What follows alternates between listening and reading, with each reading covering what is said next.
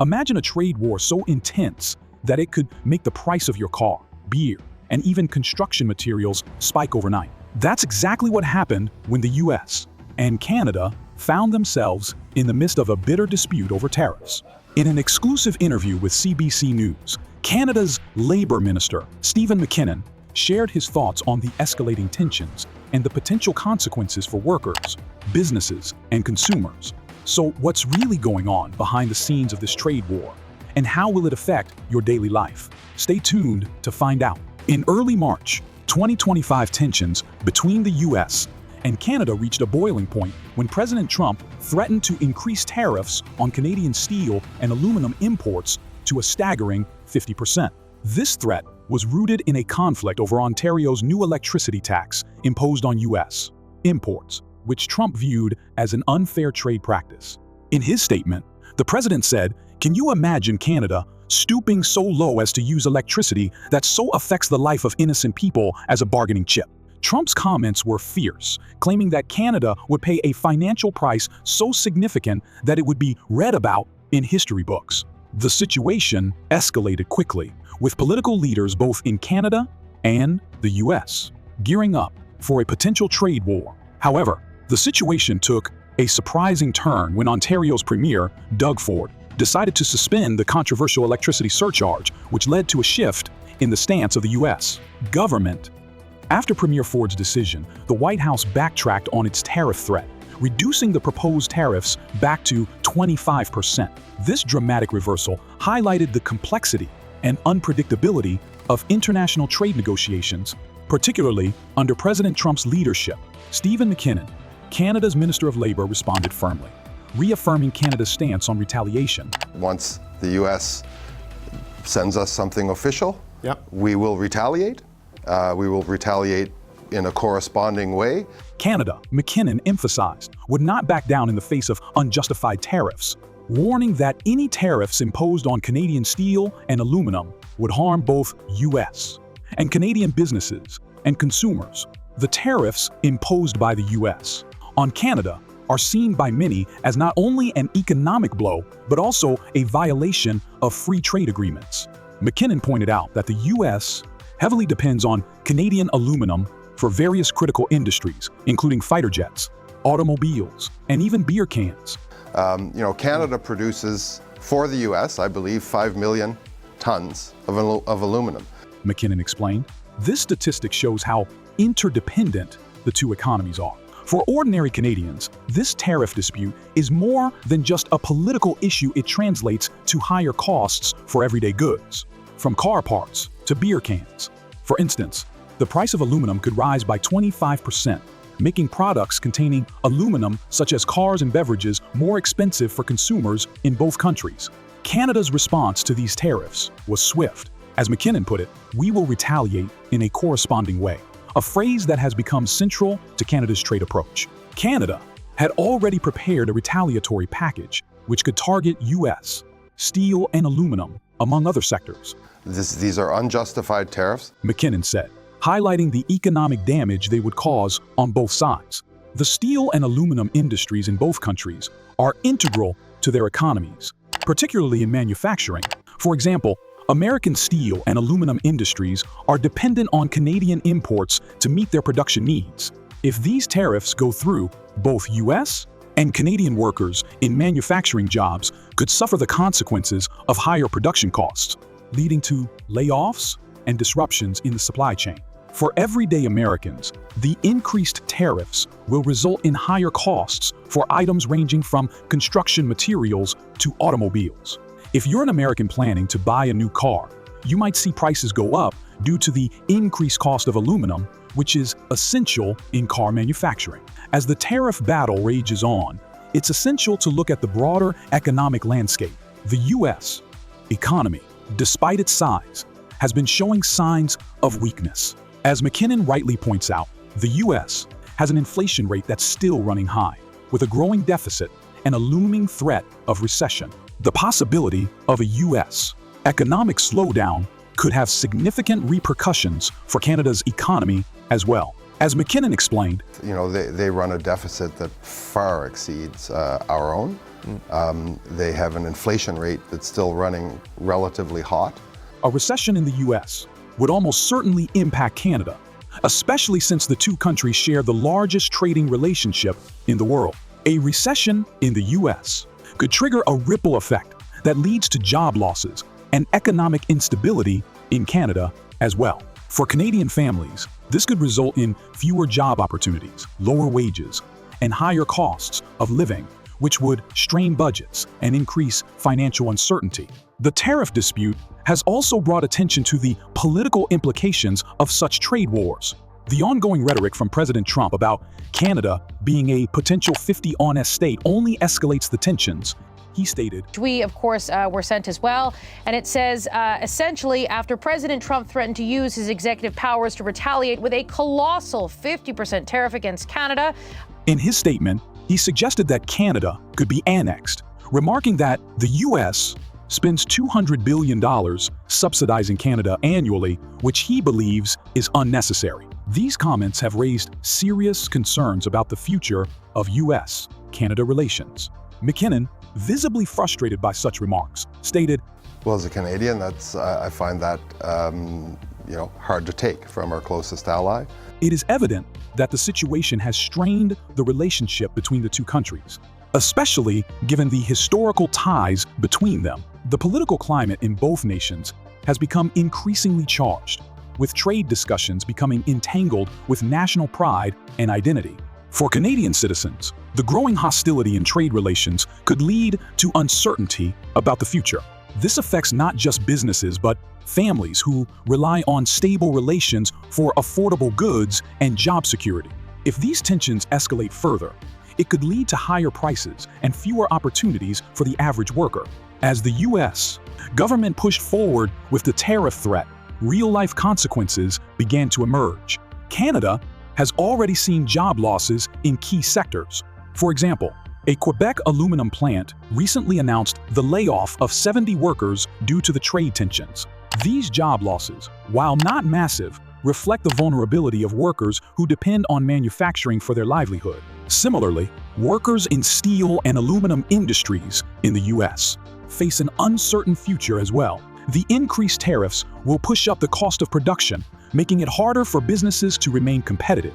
These industries are not just vital to the economy, but also represent the livelihood of thousands of workers in both countries. The workers affected by these layoffs are the backbone of these industries, and their job losses will directly affect families in both countries. These workers may face long-term unemployment, financial hardship, and the stress of trying to find new employment in a shifting economy. As we move forward, the long-term effects of this tariff war are still unclear. While President Trump has agreed to back down on the 50% tariff threat, the situation remains fluid. According to McKinnon, Canada is prepared to respond to further tariffs with retaliatory measures.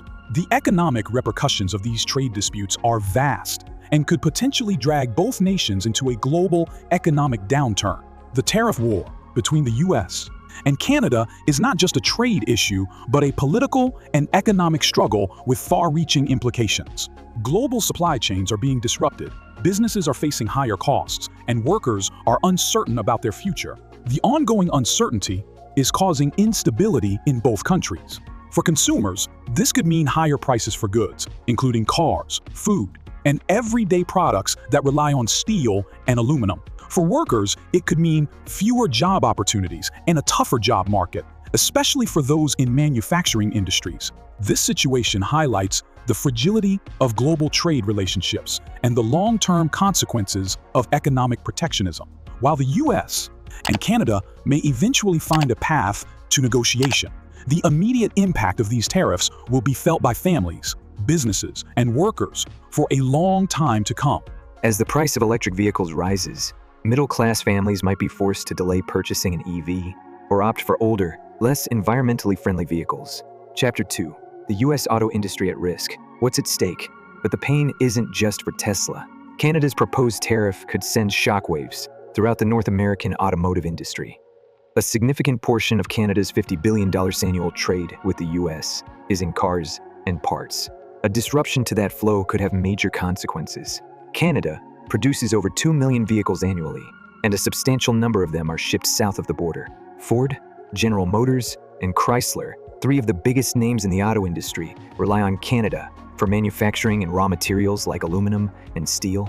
A tariff dispute could compromise these supply chains, leading to factory closures and layoffs on both sides of the border. In fact, auto manufacturing is one of the most integrated industries in North America. Disrupting these trade flows could force automakers to re-evaluate their supply chains. The result? Production delays, higher costs, and a reduced ability to respond to consumer demand. And let's not forget that the U.S. auto industry is already facing pressure. Ford and GM have been ramping up production of EVs to compete with Tesla, but a tariff-induced price hike on electric cars could limit consumer adoption. As car prices rise, consumers may opt for cheaper alternatives, and it would be a severe blow to the transition to electric mobility. For workers in the U.S. and Canada, this situation could mean job losses. If factories have to shut down due to the increased costs of production, or if automakers are forced to move their operations elsewhere, thousands of people could lose their livelihoods. We're talking about blue-collar workers, many of whom have spent decades working in auto manufacturing plants. These job losses would not only hurt their families, but could also ripple through local economies that depend on those factories for support. Chapter 3. The real cost of retaliation beyond Tesla. It's important to realize that the fallout from this tariff won't be confined to Tesla alone. The entire EV industry could take a hit. We've seen this before. When tariffs hit American automakers back in 2018, during the Trump administration's trade war with China, GM's stock price fell by 16% and Ford's by 27%. The ripple effects of tariffs extend far beyond the companies directly affected. If Canada's tariff goes through, it's not just about Tesla's sales dropping. It could spark higher production costs for all electric vehicles, leading to higher prices across the board. This could make EVs less accessible to the middle class, delaying the global push for a greener future. In fact, this could set the entire clean energy transition back by years. We could also see fewer jobs in the EV supply chain as production slows down due to increased costs. As raw materials for electric cars get more expensive, think lithium, cobalt, aluminum, companies may be forced to reduce operations or cut jobs to stay competitive. For people who have been holding out for affordable electric cars, this would be disastrous. Imagine you've been saving up for an EV to reduce your carbon footprint or cut down on gas costs, but then suddenly, the prices for those cars skyrocket. With electric cars now unaffordable for many, people might decide to stick with their gas-guzzling vehicles, which means a longer wait for the clean energy transition we so desperately need. Chapter 4. Canada's broader trade strategy. A pivot to Europe and Asia. This tariff on Tesla is just one part of a broader trade strategy that Canada has been quietly implementing for years. The U.S. trade war with China forced many countries, including Canada, to reevaluate their economic relationships. And in doing so, Canada has focused on reducing its reliance on the U.S. Canada's comprehensive economic and trade agreement CETA with the European Union has proven to be a major success, growing trade between the two regions by over 27% since its enactment. In 2021, Canada's trade with the EU hit a record 60.9 billion euros, signaling a deeper economic integration.